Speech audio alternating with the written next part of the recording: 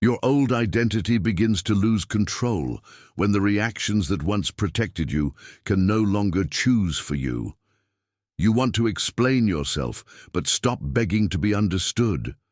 Someone provokes you, yet the old response does not take over. You catch yourself playing rescuer. Chaos appears, but it no longer feels like love. That discomfort may not mean you are losing yourself. It may mean your survival identity is losing power. These 7 signs reveal what others notice first, what can look like coldness, how the old self hides in spiritual language, and the final proof the change is real. Sign 1. The things you used to numb pain no longer work the same way. You reach for your phone, but the scrolling does not quiet you.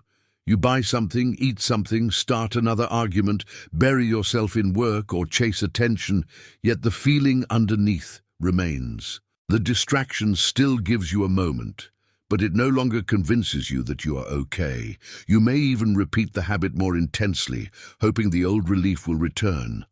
Another hour online, another unnecessary purchase, another conversation designed to make someone reassure you. But instead of relief, you become aware of the emptiness that was there before the habit began. This is not about calling every comfort sinful. Rest, food, entertainment, work, and connection can all be good. The deeper question is what you are asking them to do for you. The old identity said, "I need this, so I do not have to feel what is happening inside me." But now another question appears. What am I trying so hard not to feel? That question can be uncomfortable because awareness removes the illusion that escape is healing. You may finally recognize the loneliness beneath your busyness, the fear beneath your need for attention, or the grief beneath your anger. Jesus taught that truth leads to freedom. Freedom begins when you stop asking distraction to carry a pain it was never designed to heal. The old self weakens when its escape routes stop feeling like rescue. And once you can see what you were avoiding, you begin to notice the role you created to keep love from leaving. Sign 2. The role that once made you feel loved begins to suffocate you. Maybe you became the rescuer, the peacemaker, the strong one, the funny one, the perfect one, or the person who never needed help. Perhaps you learned to stay useful because usefulness brought attention. You stayed calm because conflict felt dangerous. You never failed because failure seemed connected to rejection. These roles were not always created through dishonesty. Many were intelligent ways of surviving an environment where love felt conditional. Then one day, someone asks for help again.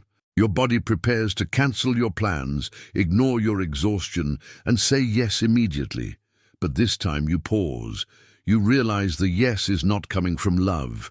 It is coming from fear, fear that they will be disappointed, angry, or less interested in you. That pause feels strange because the role has been mistaken for your personality. You may still be generous. You may still be dependable.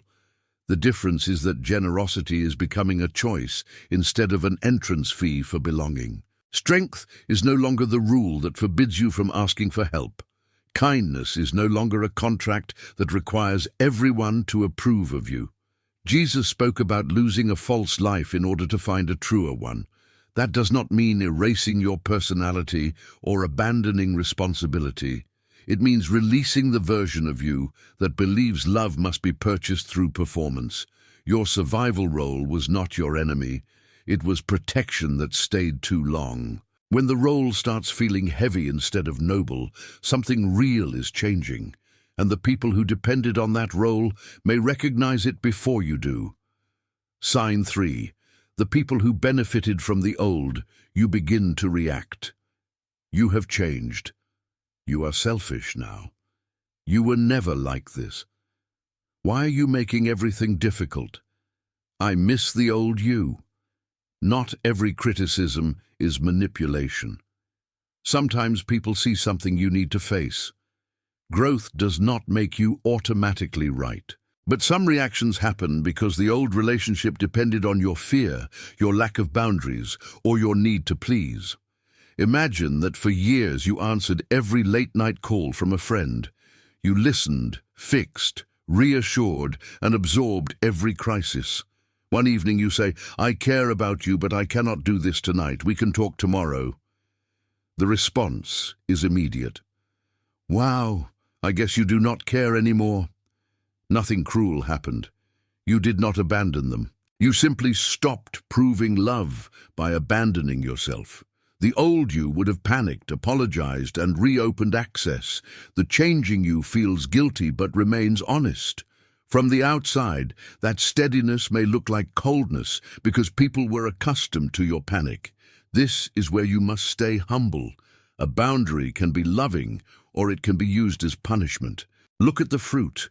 Are you becoming clearer and kinder, or colder and more controlling? Can you explain the boundary without trying to make the other person feel small? Some people do not miss who you were. They miss what your old fear allowed them to receive. Now comes the most practical sign, because old reactions may still appear long after you stop obeying them. Sign 4. Your triggers still speak, but they no longer vote for you. You still feel rejection. Anger still rises. Anxiety still tightens your chest. Jealousy, fear, and the urge to prove yourself may still appear. Transformation is not emotional numbness. It is the arrival of space between feeling and action. Before, a trigger felt like an instruction. Answer now. Attack now. Disappear now. Prove yourself now. Now it becomes information. Use this simple tool, the 3-second identity question. Before you react, take one slow breath and ask, is this response coming from who I am becoming or from who I had to become to survive? You do not need a perfect answer. The question interrupts the automatic pattern. It helps you notice whether you are protecting truth or protecting an old wound. If the answer is unclear, delay the reaction. Put the phone down. Walk into another room. Pray honestly instead of rehearsing an argument. Give your body enough time to learn that feeling threatened does not always mean you are in danger. Maybe you still send the message, but you remove the insult. Maybe you still disagree, but you stop trying to humiliate the other person. Maybe you step away, not to punish them, but to regain clarity. A trigger loses authority the moment you can witness it without treating it as a command. But the next sign confuses many people because stability can feel wrong when intensity helped build your identity. Sign 5. You stop confusing chaos with love and urgency with purpose. The old identity may be addicted to intensity. Unpredictable people feel exciting. Crisis makes you feel useful. Arguments followed by dramatic reconciliation feel passionate. Constant emergencies make your life feel important. Then things become calmer. And instead of feeling relieved, you feel bored. You may wonder, is something missing? Is this relationship empty? Have I lost my purpose? Maybe not. What you call boredom may be your emotional system learning that peace is not danger. When you have lived around chaos for a long time, calm can feel suspicious. You wait for the argument, the sudden withdrawal, the bad news, or the next problem that gives you a reason to become the rescuer again. You may even create urgency by delaying simple decisions, overcommitting, or returning to people who keep you emotionally off balance. Jesus described a peace different from the peace the world gives, a peace not dependent on controlling every circumstance. That kind of peace is not passivity. It is the ability to remain grounded without needing a crisis to tell you who you are. Try this test. When nothing urgent is happening, can you still feel valuable? Can you enjoy steady love without creating a problem to test it? Can you move slowly without believing you are falling behind? Do not mistake the absence of adrenaline for the absence of meaning. Peace only feels empty when chaos has been supplying your sense of aliveness. And here is the most dangerous twist. The old identity can leave obvious chaos behind and still survive by becoming more spiritual. Sign 6. Your old identity tries to survive by sounding holy. This is the moment many people miss. The ego does not need to remain loud, reckless, or obviously selfish. It can learn religious language. Silence can become punishment while being called peace. Boundaries can become control while being called wisdom.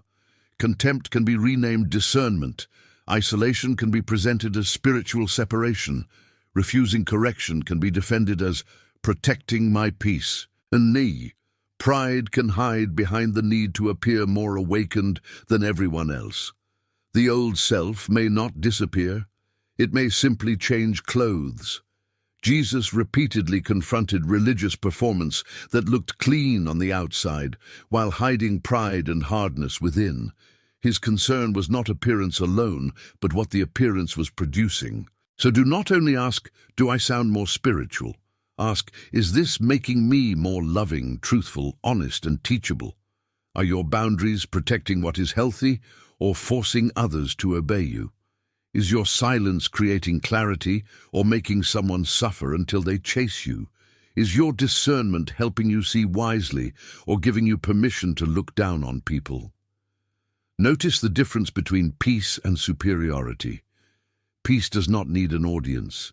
Truth does not need to exaggerate another person's flaws so your choices look holy. The clearest question is this: is your new spirituality making you more loving and truthful, or simply harder to correct? The ego can memorize sacred words without surrendering control. Your old identity can learn an entirely new vocabulary. The final sign reveals whether it has actually lost its authority. Sign 7. You can be corrected without collapsing or attacking. This is the final proof, because the old identity often depends on being right, looking good, being admired, or avoiding shame. When someone corrects you, the old self hears, you are worthless. So it defends, explains, blames, disappears, or attacks. But as that identity weakens, you gain the ability to listen without turning one mistake into a verdict on your entire worth. You can say, you are right about that. You can apologize without adding an excuse. You can receive advice without feeling controlled. You can disagree without trying to destroy the relationship. You can change direction without believing you have lost dignity. Humility, as Jesus taught it, is not self-hatred. It is freedom from the need to protect a perfect image. The real question is not whether correction feels comfortable. It is whether truth can reach you before defensiveness takes over. You are not transformed because nobody can challenge you. You are transformed when challenge no longer threatens your identity. The deepest proof is not that you feel more powerful. It is that you have become more teachable. So what does it mean that your old identity is dying? It does not mean your value, personality, or history is disappearing. It means the masks, fears, roles, and reactions that once ruled your choices are losing authority. The old escapes no longer convince you. False roles feel too heavy. Triggers become information instead of orders. Chaos stops feeling like love. Spirituality becomes less about appearance and more about fruit. Truth becomes safer than your image. This change can feel like loss because survival patterns once protected you. But you are not required to hate the person you were. You can honor what helped you survive without allowing it to lead your future. Jesus is not erasing who you are. He is freeing you from the person fear trained you to perform. Write "The old me no longer controls me" in the comments and subscribe to Nazarene Code.